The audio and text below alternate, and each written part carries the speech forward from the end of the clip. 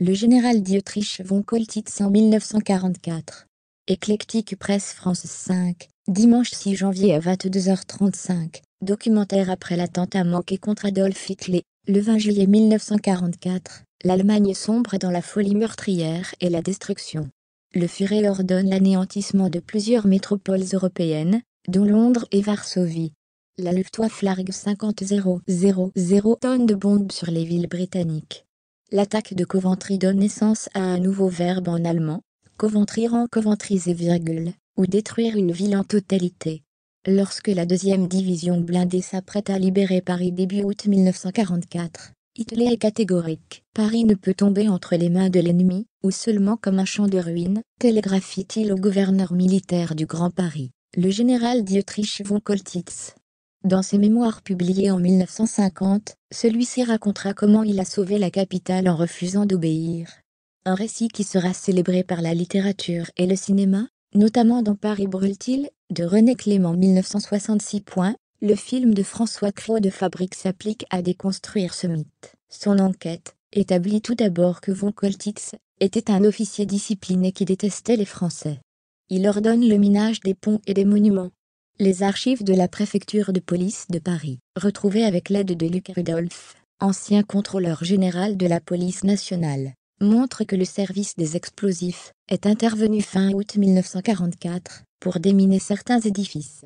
Une enquête brillante. Si von Coltitz échoue à appliquer les ordres d'Hitler, c'est parce qu'il manque de temps et de troupes. Celles-ci ne sont pas assez nombreuses pour mater l'insurrection parisienne. Comme l'explique l'historien Fabrice Virgili, von Coltitz accepte le cessez-le-feu négocié par le consul de Suède Raoul Nordling avec les gaullistes, non pour sauver Paris, mais sa peau. Malgré cet accord, Hitler ne renonce pas à son projet de réduire Paris en poussière. Il ordonne des tirs de missiles V1 depuis la coupole d'Elfaux, dans le Pas-de-Calais. L'officier en Spédel affirmera n'avoir pas transmis cet ordre qu'il jugeait absurde. En réalité, ces tirs étaient impossibles à exécuter. 120 avions larguent des centaines de bombes incendiaires sur la capitale dans la nuit du 26 août. Hitler commande ensuite à la Luftwaffe de bombarder Paris.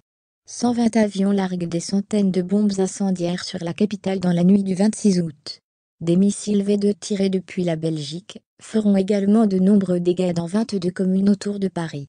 À Alfortville, Val-de-Marne, 60 maisons sont réduites en cendres.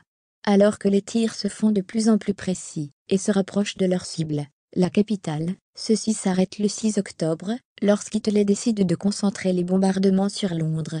Au lendemain de la Seconde Guerre mondiale, les ingénieurs allemands qui ont conçu les missiles V1 et V2 ne seront pas inquiétés. Ceux-ci sont recrutés pour participer au programme militaire nucléaire américain, soviétique et français. De même, von Coltitz sera longtemps considéré comme un héros par les Parisiens. Dans le contexte de la guerre froide, il devient capital pour les Occidentaux de réintégrer l'Allemagne dans le jeu politique international.